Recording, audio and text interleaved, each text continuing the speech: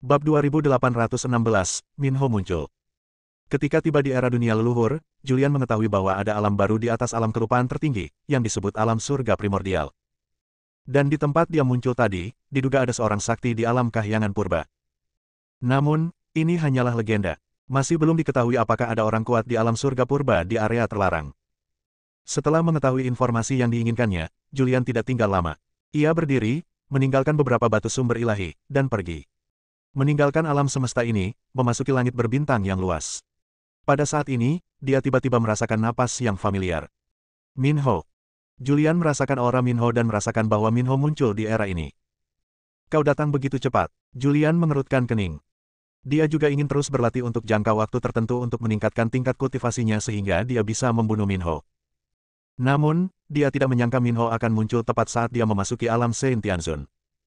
Minho telah tiba di era ini, tetapi ia tidak lagi mampu melakukan seni melampaui surga, juga tidak mampu memasuki kegelapan. Kekuatannya tak terbendung lagi. Ia hanya berada di puncak alam kelupaan tertinggi setengah langkah. Ia juga terluka parah. Dengan kekuatanku saat ini, aku seharusnya bisa membunuhnya. Julian tengah menimbang kekuatannya sendiri dan Minho dalam pikirannya. Setelah menimbangnya dengan cermat, dia merasa kekuatannya saat ini cukup untuk membunuh Minho. Terlebih lagi, sekarang adalah kesempatan terbaiknya untuk membunuh Minho. Jika dia melewatkan kesempatan ini dan membiarkan Minho pulih dari luka-lukanya dan mendapatkan kembali tubuh gelapnya, akan sulit baginya untuk membunuhnya. Dengan pikiran-pikiran tersebut, dia merasakan napas Minho dan segera mengejarnya. Tubuhnya lenyap dalam kehampaan alam semesta. Dunia leluhur, di suatu tempat. Di pegunungan bergelombang. Sebuah tubuh jatuh dari langit. Boom! Kekuatan dahsyat itu menghancurkan pegunungan, dan akibat mengerikan dari kekuatan kausal itu menyapu, menyebabkan seluruh planet menderita bencana. Tak terhitung makhluk di planet ini mati secara tragis dalam sekejap. Ini Minho. Minho menerobos sungai waktu yang panjang dan muncul di era ini. Tubuhnya jatuh ke pegunungan dan hancur berkeping-keping. Pada saat ini, dia dipenuhi luka-luka, tubuh penguasa kegelapannya hancur, dan retakan muncul pada prasasti tubuh penguasa kegelapan, yang tidak dapat dipulihkan dalam waktu singkat. Dia berjuang untuk bangkit dari tanah. Saat ini, ia terjerat dalam hubungan sebab dan akibat. Meskipun sebelumnya ia telah menyerap begitu banyak hubungan sebab dan akibat dan tubuhnya resisten terhadapnya, ia tetap tak sanggup menanggung hubungan sebab dan akibat yang ditimbulkan oleh perjalanan melintasi sungai waktu yang panjang. Dia berjuang untuk bangkit dari tanah dan duduk di atas batu besar. Rambutnya acak-acakan dan tubuhnya berlumuran darah. Sebagian besar dagingnya telah terkoyak, menyisakan tulang-tulangnya. Sialan Julian. Wajah Minho muram dan dia tidak bisa menahan diri untuk tidak mengumpat. Jangan tunggu aku pulih dari luka-lukaku. Tunggu sampai aku mendapatkan kembali kekuatan gelapku. Itu akan menjadi kematianmu. Minho mengumpat dengan keras. Kekuatannya adalah yang terbaik di dunia gelap, tetapi karena Julianlah dia berakhir dalam situasi ini. Pikiran spiritualnya bocor keluar, mengamati area tersebut. Kekuatan kausal yang muncul dari tubuhnya menyapu, menyebabkan hampir semua makhluk di planet ini mati. Ia tidak terlalu mempedulikannya, dan membentuk formasi waktu di sana, lalu mulai menyembuhkan luka-lukanya dalam formasi waktu tersebut. Setelah merasakan napas Minho, Julian segera bergegas ke tempat Minho berada. Merasa napas Minho tidak bergerak, Julian juga bisa menduga bahwa Minho terluka parah dan tidak bisa pergi lagi. Julian bergegas melanjutkan perjalanannya dengan sekuat tenaga. Tak lama kemudian ia pun tiba di tempat Minho berada. Begitu memasuki alam semesta ini, Julian merasakan kekuatan sebab dan akibat yang dahsyat. Para ahli di alam semesta ini gemetar ketakutan dan tak berani bergerak. Dan makhluk-makhluk yang sedikit lebih lemah langsung ditelan oleh sebab dan akibat. Ini hanyalah jejak kekuatan kausal yang terpancar dari tubuh Minho. Jika semua kekuatan kausal dilepaskan, banyak nyawa akan menderita. Julian melangkah ke dalam kehampaan dan mengambil langkah maju. Saat berikutnya, dia muncul di planet tempat Minho berada. Minho merasakannya begitu Julian melangkah ke planet ini. Saat ini, Minho masih memulihkan diri dalam formasi waktu. Luka-lukanya belum sembuh, ia hanya memulihkan sebagian dari tenaga yang terkuras. Anak ini. Wajah Minho muram. Saat dia merasakan napas Julian, Julian telah muncul di luar formasi waktu yang telah dia buat. Minho, aku sudah lama menunggumu. Suara malas Julian terdengar dari luar formasi waktu. Minho tahu bahwa dia tidak bisa melarikan diri hari ini, dan sekarang dia tidak punya pilihan selain menggunakan formasi dan melawan Julian sampai mati. Dia membubarkan formasi waktu dan berjalan keluar selangkah demi selangkah. Luka luar di sekujur tubuhnya telah sembuh dan dagingnya telah tumbuh kembali, tetapi wajahnya pucat dan muram saat dia menatap Julian dengan saksama. Apakah kamu terluka? Dia mengerutkan kening. Cedera Julian tidak kalah serius darinya, tetapi ia kini telah pulih, dan auranya juga menjadi lebih kuat. Ia telah memasuki ranah Saint Tianzun. Julian tak kuasa menahan tawa melihat Minho seperti ini. Ia berkata, aku beruntung. Aku datang lebih awal darimu, dan lukaku sudah sembuh. Minho mendengus dingin dan berkata, memangnya kenapa kalau kau sudah sembuh? Tidak ada pesawat baru di sini, dan kau tidak bisa menggunakan asal pesawat baru itu. Bahkan jika aku terluka parah, akan mudah bagiku untuk membunuhmu. Minho terluka parah, tetapi auranya terus meningkat. Niat membunuh muncul dalam dirinya. Sebuah pedang muncul di tangannya. Pedang ini berwarna hitam, dan terdapat ukiran-ukiran magis pada pedang hitam tersebut. Pedang ini merupakan kumpulan ukiran asli dari berbagai ras. Mati. Wajah Minho menjadi gelap dan dia menyerang secara tiba-tiba. Pada saat ini, Julian menggunakan 3 elemen kembali ke 1. Kekuatan tubuh masa depannya langsung terwujud dan menyatu dengannya. Tubuh masa depannya mencapai tahap setengah langkah kelupaan tertinggi, terintegrasi dengan dirinya dan kekuatannya saat ini, dan kekuatannya meningkat sedikit. Namun, karena sekarang saya tidak memiliki tubuh masa lalu, ketiga elemen tersebut belum sepenuhnya terintegrasi menjadi satu. Meskipun tingkat kultivasi saya telah meningkat, masih belum sebaik sebelumnya. Pedang awan tertinggi langsung muncul di tangannya, dan dia menggunakan pedang awan tertinggi untuk bertarung melawan Minho. Boom! Kedua pedang itu bertabrakan. Julian terpental oleh kekuatan yang mengerikan itu. Bahkan jika dia memasuki ranah Saint Tianzun, dan menambahkan kekuatan tubuh masa depannya, dia masih memiliki kesenjangan kekuatan yang besar dibandingkan dengan Minho. Namun, kekuatan fisiknya telah mencapai tingkat yang lebih tinggi, dan kekuatan fisiknya telah mencapai tahap akhir setengah langkah Taisang Wangqing. Minho sekarang terluka parah dan kekuatannya tidak sebaik yang seharusnya. Minho tidak bisa menyakitinya sama sekali sekarang. Julian terdorong mundur jauh. Ia berdiri di kehampaan, tersenyum tipis, dan berkata, Minho, dalam kondisimu saat ini, kau tak bisa membunuhku. Jika kau tak bisa membunuhku, maka aku bisa membunuhmu. Pedang awan tertinggi di tangan Julian berangsur-angsur menjadi lebih cerah, dan pada saat ini, dia menebas dengan pedangnya. 10.000 jalan kembali ke teknik pedang. Julian melepaskan gerakan pedang terkuatnya. Energi pedang yang mengerikan muncul dari pedang awan tertinggi. Wajah Minho muram dan mengerikan. Ia tidak menyangka tubuh fisik Julian telah menjadi begitu kuat. Dalam kondisinya saat ini, ia bukanlah tandingan Julian. Jika kau ingin membunuh Julian, pertama-tama kau harus memulihkan tubuh gelapmu dan pulih dari luka-lukamu. Menghadapi serangan mengerikan Julian, dia juga memilih untuk menyerang. Pedang di tangannya terlepas, lalu membesar, berubah menjadi pedang raksasa sepanjang 10.000 meter. Pedang ini membawa aura yang luar biasa dan menyerang Julian. Saat pedang itu meninggalkan tangannya, tubuh Minho menghilang dari area tersebut. Julian, ketika aku mendapatkan kembali kekuatanku, aku akan memastikan kau mati tanpa tempat pemakaman. Suara Minho bergema di seluruh area. Bab 2817, Gadis Surgawi Abadi. Pedang raksasa sepanjang 10.000 meter muncul di kehampaan. Pedang itu menebas ke arah Julian. Julian mengayunkan pedang awan tertinggi di tangannya untuk melawan. Energi pedang yang tak terhitung jumlahnya muncul dan menangkis pedang raksasa hitam sepanjang 10.000 meter itu. Pada saat ini, pedang itu berubah menjadi prasasti magis yang tak terhitung jumlahnya, yang langsung menyebar di sekitar Julian dan membentuk formasi penyegelan yang kuat. Sialan! Julian tak kuasa menahan diri untuk mengumpat, anak ini kabur lagi. Julian mengayunkan pedang awan tertinggi di tangannya dengan keras. Hancurkan itu untukku. Energi pedang yang kuat menyapu dan langsung menyerang formasi penyegelan. Formasi penyegel mulai mengendur dan retakan muncul. Julian melesat keluar dari formasi penyegel. Setelah keluar dari formasi penyegelan, dia mengikuti napas Minho. Tubuhnya lenyap dalam kehampaan, dan saat berikutnya ia telah melakukan perjalanan melalui alam semesta yang tak terhitung jumlahnya. Dia merasakan aura Minho dan mengayunkan pedang di tangannya untuk memotongnya. Energi pedang menembus kehampaan dan menghilang di tempat. Detik berikutnya, muncul di belakang Minho. Namun, energi pedang tidak mengenai Minho, dan Minho sekali lagi menerobos kehampaan dan pergi. Saat ini, Minho tidak bisa lagi memasuki sungai waktu yang panjang. Jika ia terus memasuki sungai waktu yang panjang untuk melarikan diri, ia akan terkontaminasi oleh lebih banyak sebab dan akibat. Kini, gaya kausal yang mampu ia tahan telah mencapai batasnya. Jika ia bertambah sedikit lagi, ia akan langsung ditelan oleh gaya kausal tersebut. Julian muncul di kehampaan, menyaksikan kehampaan itu dihancurkan oleh energi pedang. Ia terus merasakan napas Minho, tetapi kini Minho telah menyembunyikan napasnya sendiri. Julian telah mengunci napasnya, tapi sekarang napas Minho menjadi halus. Terlebih lagi, pada saat ini, dia merasakan banyak aura Dao Minho. Julian langsung menyadarinya. Minho telah menciptakan banyak klon dan melarikan diri ke berbagai arah. Swoosh! Jasad Julian menghilang dari tempatnya. Saat berikutnya, dia muncul di kehampaan luas lainnya. Ia berdiri di kehampaan ini, melihat sekeliling, mencoba merasakan siapa Minho yang sebenarnya.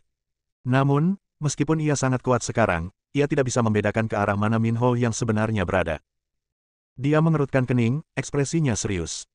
Dia menutup matanya dan merasakannya dengan saksama. Dalam keadaan tak sadarkan diri, sebuah gambar muncul dalam pikiranku.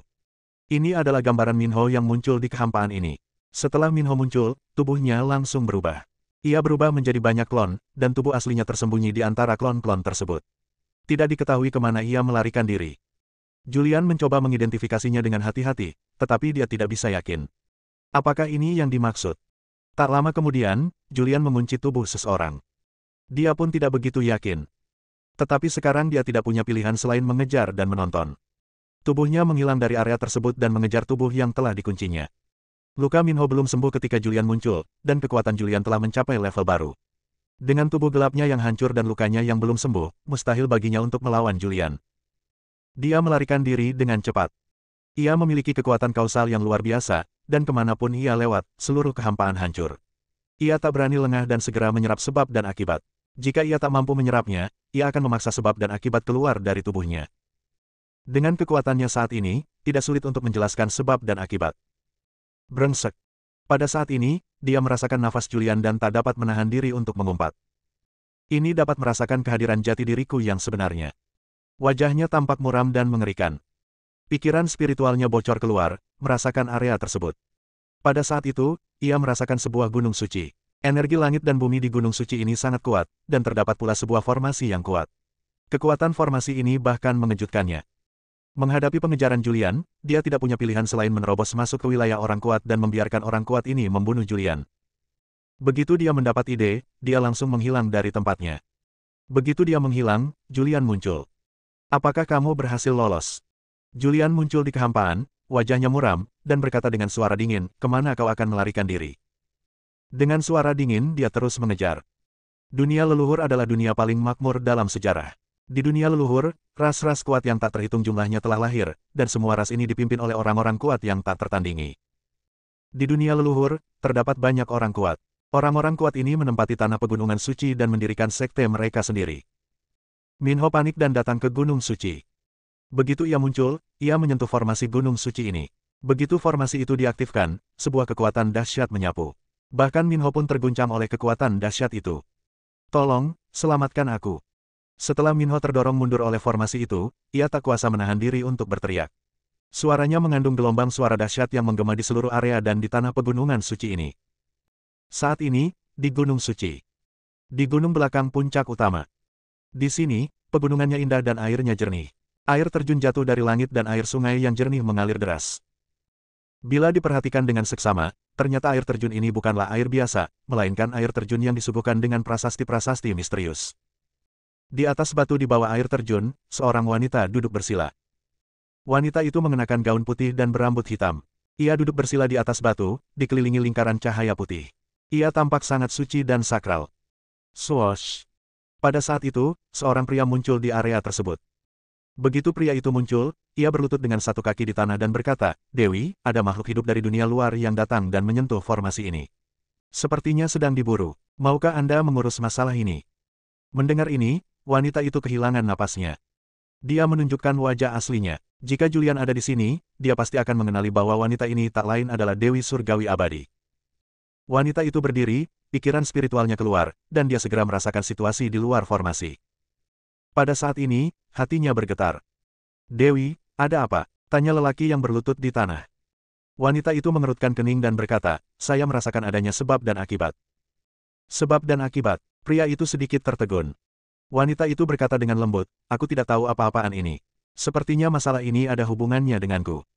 Setelah berkata demikian, tubuhnya menghilang dari tempatnya. Ketika dia muncul lagi, dia sudah berada di luar gerbang gunung-gunung suci dan di luar formasi. Swoosh! Cahaya putih jatuh ke tanah, dan seorang wanita cantik yang tak tertandingi muncul. Ia berdiri di depan Minho yang terluka parah, mengerutkan kening dan bertanya dengan tenang, siapa kau, dan mengapa kau datang ke dojoku? Minho melirik wanita itu, dan ia langsung merasakan kekuatannya. Ia adalah sosok yang telah melampaui setengah langkah alam kelupaan tertinggi. Dia tidak tahu apakah wanita ini telah memasuki kondisi kegelapan total, tetapi dia bisa merasakan aura wanita ini lebih tinggi darinya dan tingkat kultivasinya lebih tinggi darinya. Minho berkata dengan tergesa-gesa, namaku Minho. Aku dikejar oleh iblis. Tolong, peri, selamatkan aku. Swoosh. Pada saat ini, kekosongan di kejauhan retak dan seorang pria mengejar mereka. Ini Julian yang mengejar Minho. Tubuh Julian berkelebat dan dia muncul di luar gerbang gunung. Begitu ia muncul, ia melihat wanita itu. Ia tertegun dan langsung bertanya, kenapa kau di sini? Wanita itu juga menatap Julian, tidak mengerti maksud Julian. Itu dia. Minho bersembunyi di belakang wanita itu tepat pada waktunya dan berkata dengan kejam, anak ini adalah iblis dan telah mengejarku. Kamu bukan milik masa dan ruang ini, kamu bukan milik era ini. Kembalilah ke tempat asalmu. Wanita itu melirik Julian lalu menatap Minho di belakangnya. Meskipun dia tidak tahu hubungan apa yang dimiliki kedua makhluk ini dengan dirinya, dia dapat merasakan bahwa kedua orang ini memiliki hubungan sebab akibat yang besar dengannya. Lebih tepatnya, ada makhluk hidup tertentu yang memiliki hubungan sebab akibat dengannya, tetapi hubungan itu terlalu besar dan dia tidak dapat merasakan siapa orang itu. Dia tidak ingin terlibat. Dewi Abadi. Julian menatapnya dengan saksama. Bab 2818, Kekuatan Dewi. Julian tidak pernah menyangka bahwa ia akan bertemu Dewi Abadi di dunia leluhur ini. Atau, wanita di depannya hanya tampak seperti gadis surgawi abadi Hunsing, dan mereka sama sekali bukan orang yang sama. Apakah kamu Dewi Abadi? Julian menatapnya. Wanita itu sedikit mengernyit, tetapi kemudian tidak terlalu memikirkannya, karena dia sangat terkenal di dunia leluhur dan merupakan eksistensi yang berdiri di piramida dunia leluhur, jadi wajar jika orang-orang mengetahui keberadaannya. Peri, selamatkan aku. Wajah Minho dipenuhi rasa sakit. Ia memohon dengan getir, kau tidak bisa mengabaikannya begitu saja. Kalau tidak, aku pasti akan dibunuh oleh iblis ini. Sang Dewi tidak ingin terlibat dalam masalah ini. Karena ia merasa jika ia ikut campur, ia akan terlibat dalam hubungan sebab akibat yang besar. Semakin kuat kultivasinya, semakin ia tidak ingin terlibat dalam hubungan sebab akibat. Dia mengerutkan kening, tenggelam dalam pikirannya. Minggir. Suara Julian bergema. Dia tidak peduli apakah wanita di depannya berwujud Dewi Surgawi Abadi atau bukan. Dia hanya ingin membunuh Minho hari ini. Setelah membunuh Minho, dia akan mengarungi sungai waktu yang panjang dan kembali. Dunia dan era ini telah menjadi sejarah baginya, dan ia tak ingin tinggal di era ini lagi. Ia hanya ingin membunuh Minho dan kembali ke dunia dan era tempat ia tinggal. Perkataan Julian memberi Dewi Abadi sebuah ide dalam benaknya. Dia memutuskan untuk mengurusnya. Meskipun hal itu akan dipengaruhi oleh sebab dan akibat, dia merasa bahwa karena dia telah mengalaminya secara alami, dia harus mematuhinya daripada menolak atau menentangnya. Hanya dengan menaati jalan surga, seseorang dapat melangkah lebih jauh di jalur kultivasi. Jika dia terus melarikan diri, maka kekuasaannya akan mencapai batasnya. Mungkin, ini adalah malapetaka yang ditakdirkan untuknya. Hanya dengan mengatasi malapetaka ini, ia dapat memasuki alam yang lebih kuat dan memasuki alam surgawi primitif yang ilusif. Kamu kembali saja, aku akan melindunginya. Sang Dewi melirik Julian dan berbicara dengan ringan. Suaranya dingin, tetapi tampaknya mengandung semacam hukum yang membuat orang tidak berani menolak. Meski Julian sempat berniat pergi saat mendengar kata-katanya, namun mentalnya masih kuat. Aku tidak menyerah dan pergi karena apa yang dikatakan Dewi itu. Dia memegang pedang awan tertinggi di tangannya, menunjuk Minho, dan mengucapkan kata demi kata, aku harus membunuhnya hari ini. Siapapun yang berani menghentikanku akan kubunuh. Julian tahu bahwa ini adalah satu-satunya kesempatannya untuk membunuh Minho. Jika Minho tidak dapat dibunuh hari ini, itu berarti Minho telah mendapatkan kembali tubuh gelapnya, dan inilah saatnya bagi Minho untuk kembali dan membunuhnya. Hehe. Mendengar kata-kata Julian, Sang Dewi tak kuasa menahan tawa. Ia menatap Julian, tersenyum, dan berkata, hanya kau. Aku, Sang Dewi, ingin menyelamatkan makhluk hidup. Di dunia leluhur ini, tidak adakah makhluk hidup yang bisa membunuhnya? Ya. Wajah Julian menjadi gelap. Dia dapat merasakan aura Sang Dewi sangat kuat, tetapi dia ingin melihat seberapa kuatnya dia. Dia memegang pedang awan tertinggi di tangannya dan menyerang dengan ganas. Saat berikutnya, tubuhnya muncul di hadapan Sang Dewi, dan pedang di tangannya telah menusuk ke arah dadanya. Menghadapi pedang mengerikan ini, Sang Dewi tetap tenang. Tepat ketika pedang awan tertinggi hendak menusuk tubuhnya, ia mengangkat tangannya dan menjepit pedang yang ditusukkan Julian dengan 2 jari. Pedang Julian terjepit, dan tubuhnya membeku di tempat. Ia mengerahkan seluruh kekuatannya, tetapi pedang di tangannya tidak bisa bergerak lebih jauh. Pada saat ini, Julian terkejut. Dia tidak menyangka bahwa wanita di depannya, yang tampak seperti Dewi Abadi, dapat menerima serangan pedang berkekuatan penuhnya dengan begitu tenang. Sang Dewi mengerahkan sedikit tenaga, dan kekuatan dahsyat itu menyebar ke tubuh Julian bersama dengan pedang awan tertinggi. Tubuh Julian langsung terpental. Setelah terpental cukup jauh, ia berdiri tegap. Ia berdiri di kehampaan dan tak kuasa menahan diri untuk memuntahkan seteguk darah. Melihat pemandangan ini, Minho tidak dapat menahan perasaan terkejutnya. Dia terkejut dengan kekuatan Sang Dewi. Era apa aku ini? Kenapa setiap wanita yang kutemui begitu kuat dan luar biasa? Minho tidak dapat menahan diri untuk menarik napas. Di kejauhan yang hampa, wajah Julian tampak muram dan menakutkan, dan dia berkata dengan suara dingin, Dewi, apakah kau benar-benar ingin melindungi Minho? Ku bilang, dia tak boleh mati, setidaknya sekarang, dan dia tak boleh mati di tanah gunung suciku. Suara Sang Dewi bergema. Mendengar ini, Minho tak kuasa menahan diri untuk menunjukkan ekspresi puas di wajahnya. Ia menatap Julian di kejauhan dan berteriak dengan arogan, Julian, dasar iblis, kalau kau ingin membunuhku, tanyakan saja pada saudari peri ini dulu. Wajah Julian muram dan mengerikan, dan tatapan arogan Minho membuatnya geram. Dia berharap bisa memotong Minho menjadi beberapa bagian. Namun, ada makhluk surgawi yang kuat, dan dia tidak dapat membunuh Minho sama sekali. Ayo pergi. Sang Dewi melirik Minho di sampingnya, lalu membawanya ke tanah pegunungan suci di belakangnya. Di bawah tatapan marah Julian, Minho mengikuti Sang Dewi pergi. Sebelum pergi, ia tak lupa menoleh ke arah Julian dan berteriak keras, Julian, iblis, ketika kekuatanku pulih, aku akan memastikan kau mati tanpa tempat pemakaman. Suara Minho membuat Julian sangat marah hingga dia mengayunkan pedangnya. Energi pedang yang mengerikan menyebar, menunjuk langsung ke tanah gunung suci yang jauh. Menghadapi serangan dahsyat Julian, Sang Dewi yang memasuki formasi melambaikan tangannya pelan, dan beberapa prasasti misterius muncul dari balik lengan bajunya. Prasasti-prasasti ini muncul dan menangkis serangan mengerikan Julian. Pada saat yang sama, sebuah jejak telapak tangan ilusif menyapu. Tubuh Julian terkena hantaman langsung dan terlempar keluar dari alam semesta. Pergi sana. Kalau kau menginjakan kaki di tanah gunung suciku lagi, jangan salahkan aku karena bersikap kejam. Suara lembut Sang Dewi bergema di telinga Julian. Di luar alam semesta, di langit berbintang. Julian meludahkan seteguk darah. Sang Dewi terlalu kuat, bahkan seseorang sekuat Julian pun mudah dikalahkan. Jika Sang Dewi ingin membunuhnya, ia tak akan mampu melawan sama sekali. Brengsek. Julian tidak dapat menahan diri untuk mengumpat keras-keras. Tepat ketika Minho hendak dibunuh, seorang gadis surgawi muncul dan menyelamatkan Minho. Setelah marah, Julian cepat tenang. Dia tidak mengerti mengapa Dewi Kekacauan Abadi muncul di dunia leluhur ini. Apakah ini Dewi Kekacauan Abadi atau kehidupan sebelumnya? Julian sedikit bingung. Akan tetapi, dia tahu bahwa dengan kehadiran dancing gadis surgawi abadi, dia tidak dapat membunuh Minho. Sekarang, dia harus mencari tahu identitas gadis surgawi abadi ini.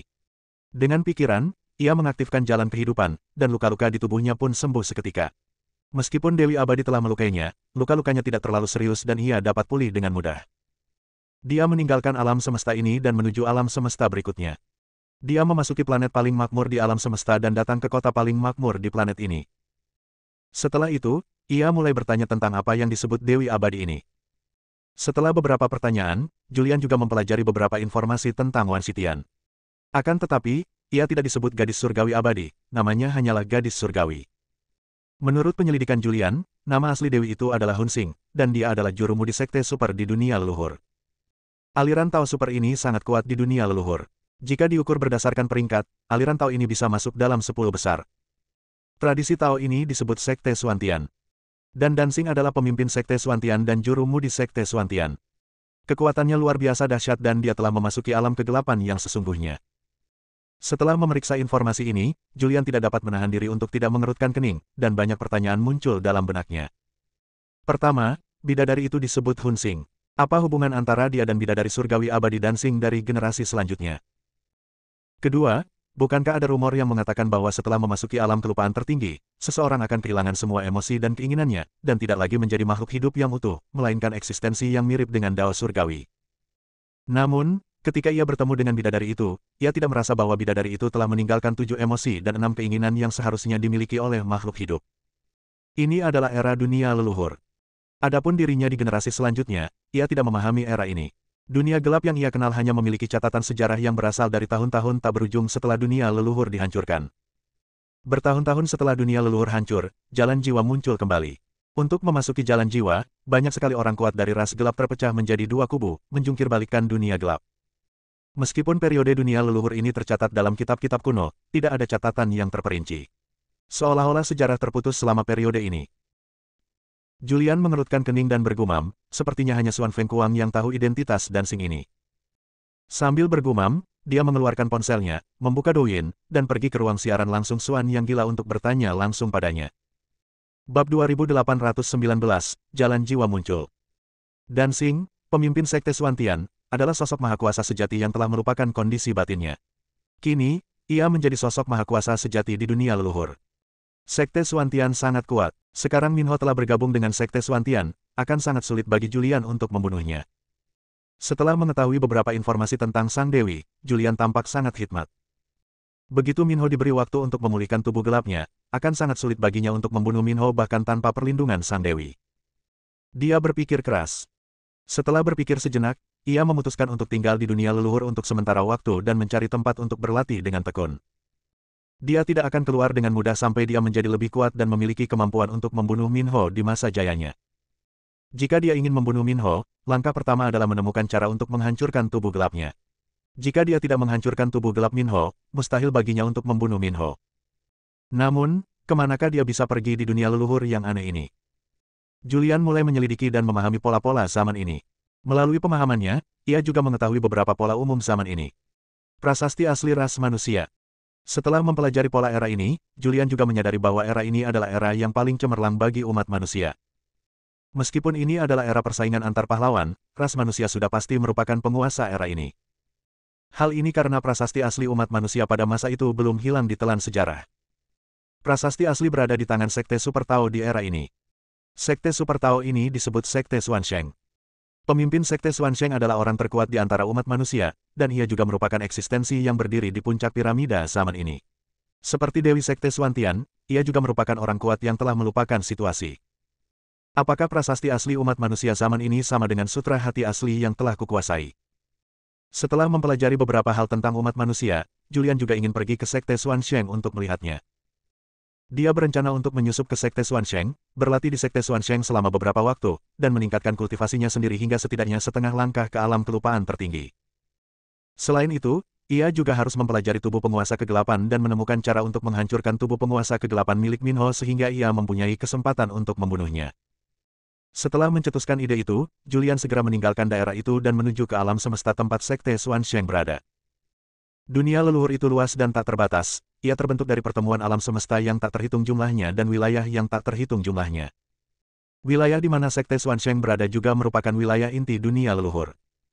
Segera Julian tiba di alam semesta tempat Sekte Xuansheng berada. Alam semesta ini sangat makmur. Julian datang ke kota dekat Sekte Xuansheng. Ia tinggal di kota ini dan menunggu kesempatan untuk bergabung dengan Sekte Xuansheng.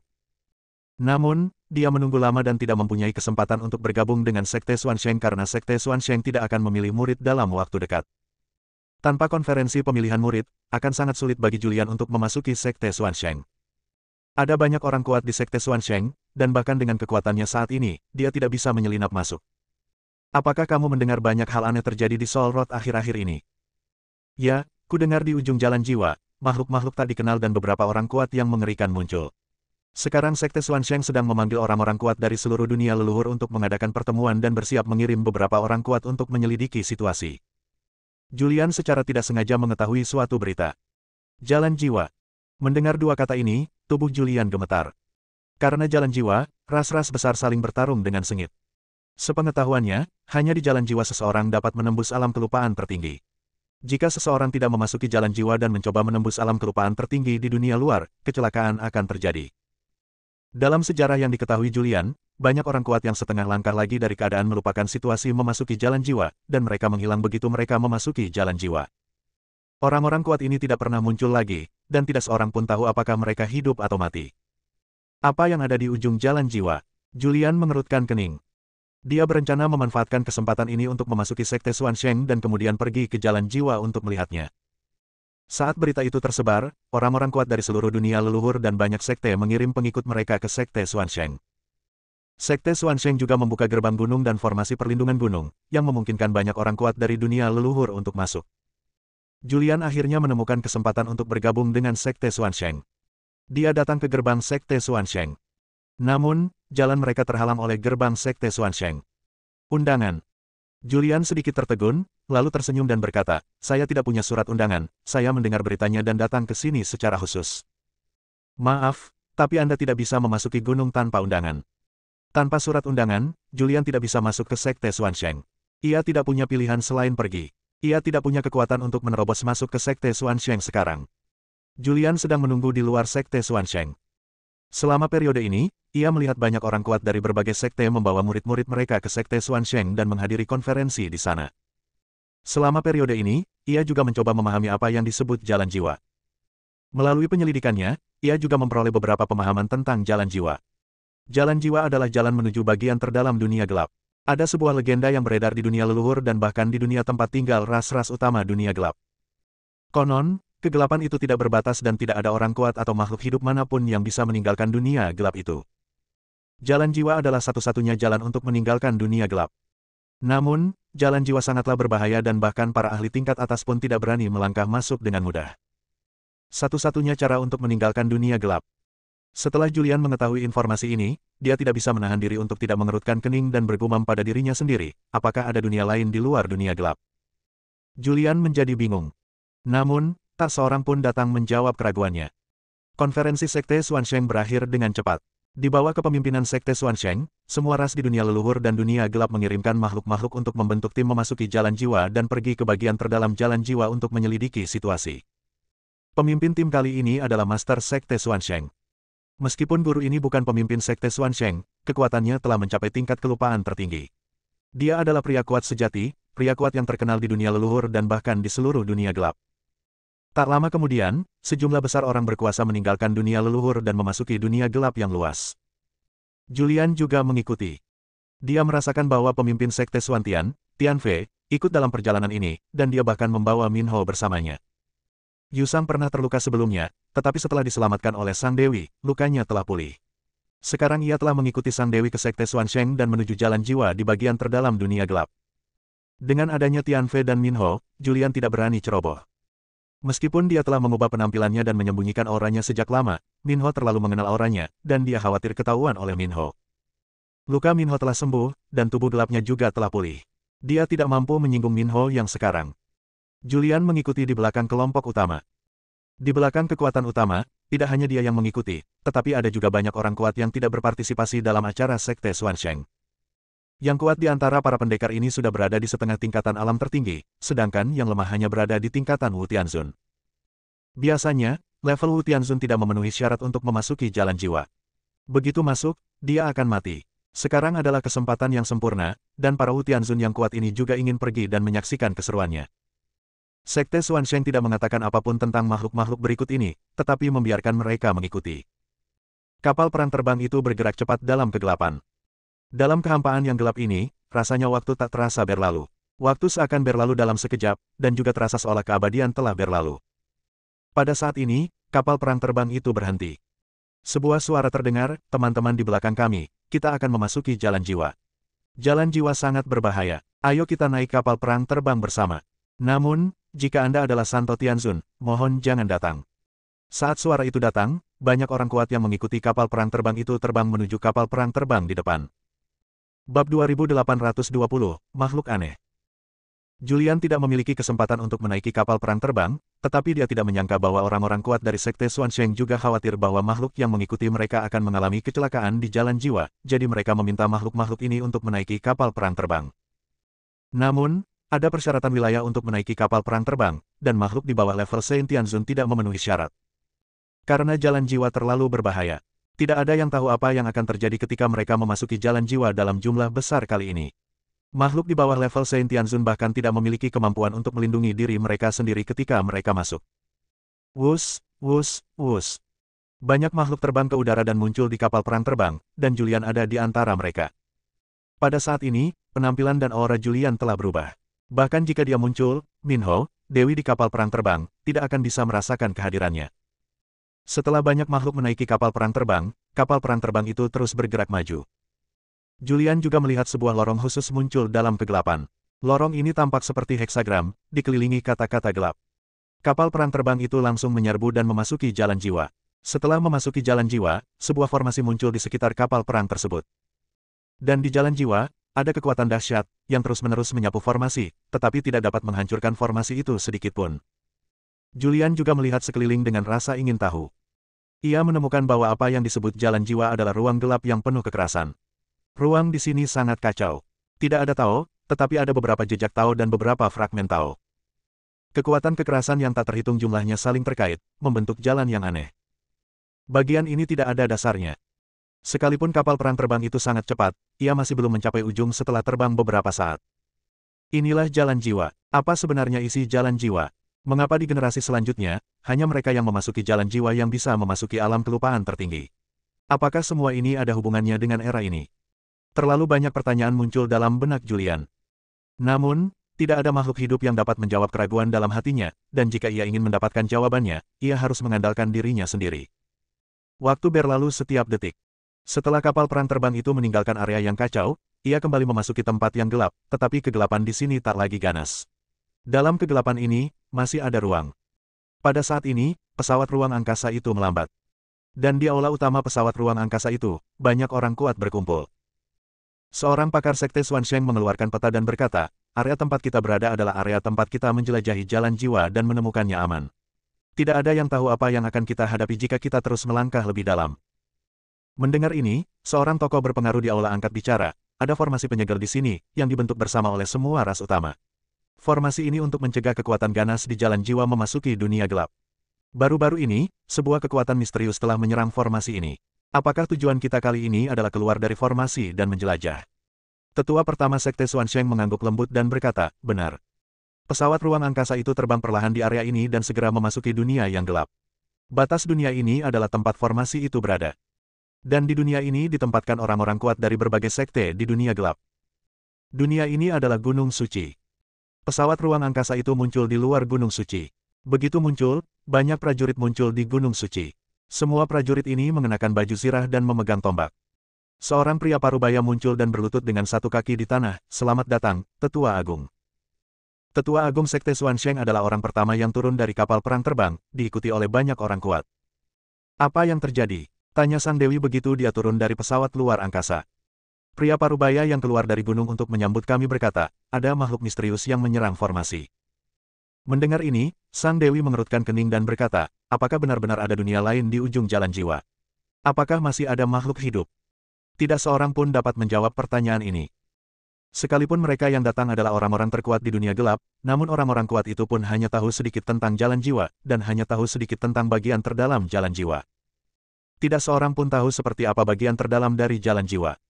Julian juga melihat sekeliling dengan rasa ingin tahu. Ruang di sini sangat padat, tidak berbeda dengan ruang yang lahir dari dunia gelap. Ia memandang keluar dunia ini dan merasakan keberadaan formasi tersebut. Kesadaran ilahinya menembus formasi tersebut dan memasuki kedalaman jalan jiwa. Namun, area ini sangat aneh, dan indera ketuhanannya tidak dapat menembus terlalu jauh, dan tidak banyak area yang dapat dirasakan oleh indera ketuhanannya. Menyambut pria parubaya itu, banyak pria kuat memasuki Gunung Suci bersama-sama.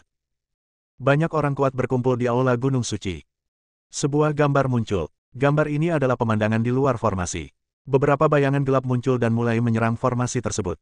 Para prajurit yang bertugas menjaga formasi melihatnya dan segera melancarkan serangan balik. Namun, bayangan-bayangan ini seperti hantu, datang dengan cepat dan pergi lebih cepat lagi. Layar terus berkedip, dan ada lebih dari selusin serangan serupa. Setiap kali bayangan-bayangan ini melancarkan serangan percobaan, begitu mereka ketahuan, mereka akan segera mundur dan tidak akan menghadapi prajurit yang menjaga formasi tersebut. Penatua Agung, berikut rinciannya. Setelah memutar gambar-gambar ini, orang yang bertanggung jawab atas dunia ini berkata, ini adalah pemandangan makhluk-makhluk aneh yang menyerang formasi. Saat ini kami belum tahu makhluk apa mereka. Dunia di luar formasi ini terlalu aneh, dan kami tidak berani menyelidikinya lebih dalam. Banyak makhluk yang hadir menatap Tetua Agung Sekte Xuansheng, menunggu keputusannya. Tetua Agung Sekte Xuansheng berpikir sejenak dan berkata, mari kita duduk di sini dan menunggu sebentar untuk melihat apakah makhluk-makhluk aneh itu akan menyerang formasi lagi. Jika mereka muncul lagi, kita akan menangkap dan menginterogasi mereka. Jika kita bisa menangkap mereka, kita akan bisa lebih memahami apa yang terjadi di ujung jalan jiwa.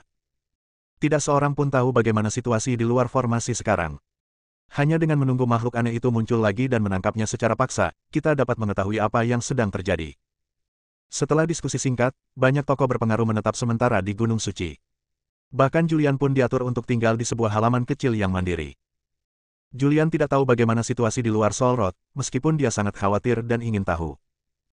Namun kini dia ingin bergabung dengan Sekte Xuansheng dan melihat seperti apa prasasti asli umat manusia Sekte Xuansheng, dan apakah prasasti itu merupakan sutra hati asli yang telah dikuasainya.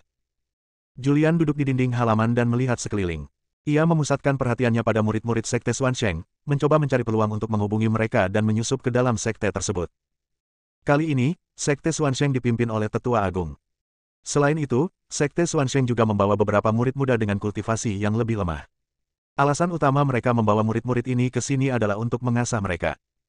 Meskipun murid-murid ini berasal dari generasi sebelumnya, tingkat kultivasi mereka sangat kuat, dan yang terlemah telah mencapai alam Saint Tianzun. Saat ini, di halaman, banyak pengikut Sekte Xuansheng berkumpul di sini. Sangat membosankan bagi kami untuk hanya menunggu di sini. Seorang murid angkat bicara. Ia memandang seorang pria tampan di sampingnya dan berkata, "Saudaraku, bagaimana kalau kita keluar dari formasi dan melihat apakah ada makhluk aneh? Kalau ada, kita bisa menangkapnya dan memberikan kontribusi. Selama kita berkontribusi, kita akan berkesempatan untuk memahami prasasti tertinggi klan kita." Oke. Saya setuju. Saya juga ingin keluar dari formasi dan melihat dari mana makhluk aneh ini berasal dan seberapa kuatnya. Banyak pengikut Sekte Xuansheng berkumpul bersama dan berdiskusi tentang cara pergi secara diam-diam dan keluar dari formasi untuk memeriksa situasi. Melihat ini, Julian merasa kesempatannya telah tiba. Ia memanfaatkan kesempatan ini untuk pergi bersama murid-murid Sekte Xuansheng dan mencari peluang untuk berteman dengan mereka, sehingga ia memiliki kesempatan untuk bergabung dengan Sekte Xuansheng. Bersambung.